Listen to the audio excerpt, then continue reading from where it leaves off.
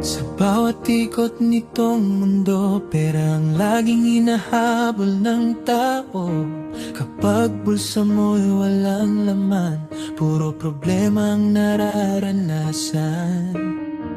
Paghatol at pangungutya mula sa mundong mapanghusga. Kapag ika'y mahirap lamang, parang wala kang karapatang lumaban. May mga pusong naliligaw dahil hirap ang bumabalot sa buhay. Mga maling daan ay tinatahak, makalaya lang sa sakit at hirap. Kung marami lang akong pera, marami sana akong matutulungan pa. Mga luha ng pamilya, mapapalitan sana ng saya. Ngunit bakit sa mundong ito, perang nagdidikta sa tao? At siyang dahilan minsan ng pagkawasak ng tahanan.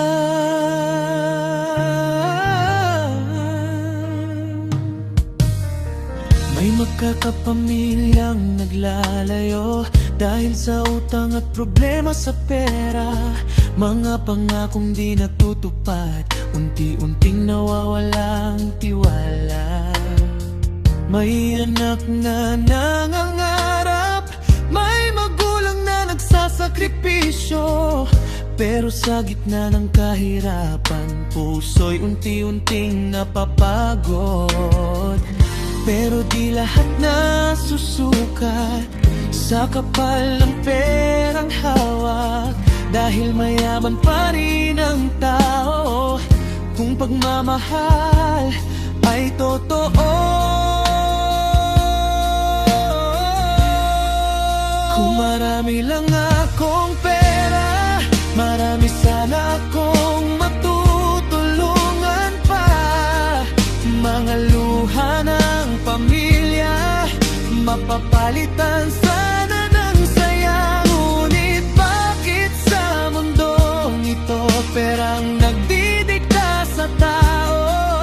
At siyang dahilan minsan ng pagkawasak ng tahanan.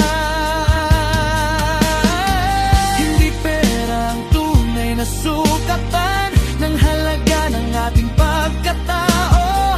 Kahit salat man sa kayamanan, pag-ibig pa rin ang yaman ng puso.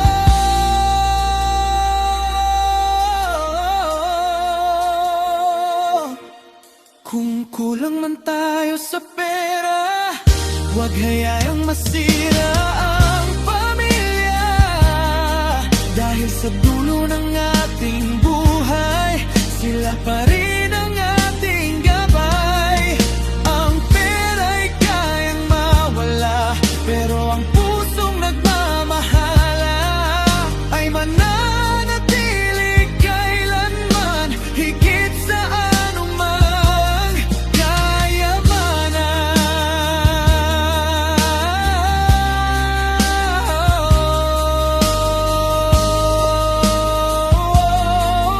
Pera man ay mahalaga, pamilya pa rin ang pinakamahalaga.